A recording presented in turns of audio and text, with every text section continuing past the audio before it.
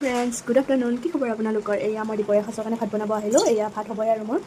আৰু মই এইফালে মাছ ভাজিছিলোঁ মাছখিনি ভজোৱা দেখা নহ'ল আৰু ৰৌ মাছ ভাজিছিলোঁ আৰু সেই মাছ ভজা তেল অকণমান গৈছে সেইখিনিতে মই আঞ্জাখিনি বহাই দিম আৰু ৰ'ব দেখাই আছোঁ ইফালে মই চব্জি এনেকৈ উৰহি কেইটামান দিছোঁ আলু আৰু ওলকবি আৰু ফুলকবি এনেকৈ মিক্স কৰি পেলাই মই মাছেদি বনাম এয়া অকণমান আদা থেলাই লৈছোঁ আৰু কেঁচা জলকীয়া আৰু বাকী পিছত মছলাখিনি দিম এতিয়া মই এইখিনি কেৰাহীত বহাই লওঁ আৰু আপোনালোকক দেখুৱাই আছোঁ ৰ'ব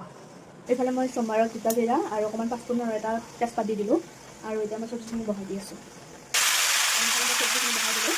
এতিয়া নিমখ হালধি দি দিলোঁ এইফালে মই নিমখ হালধি দি দিলোঁ আৰু এতিয়া ধুনীয়াকৈ লৰাই ঢাকনখন লগাই দিম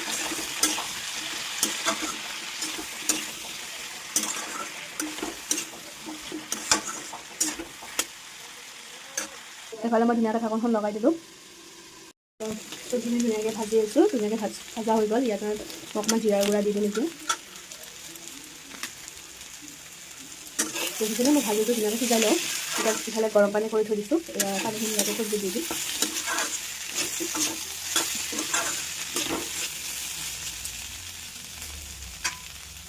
আৰু জিৰাখিনি দি পেলাই আৰু অকণমান ভাজিম এতিয়া মই আকৌ ঢাকনখন লগাই দিম কম জুইত ভাজি আছোঁ পানী দি দিলোঁ গৰম পানী আৰু এতিয়া মই মাছখিনি দি আছোঁ আৰু দেখাই আছোঁ এইফালে মই মাছখিনি দি দিম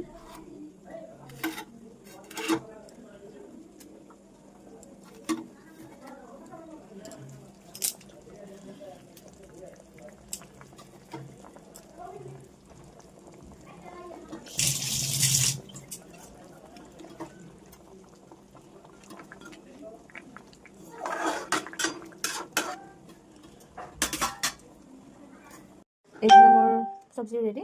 আৰু এইফালে ভাত আৰু আজি আমাৰ বিশেষ এনেকৈ খোৱা গ'ল দিনত আৰু বেলেগ একো বনোৱা হোৱা নাই খালি ৰাতিপুৱাৰ অকণমান মিক্স ভাজি আছে গাজৰ বিন আৰু তেনেকৈ দুপৰীয়া সাঁজ খালোঁ আপোনালোকে কেনেকৈ খালে কমেণ্ট কৰি জনাবচোন বাই বাই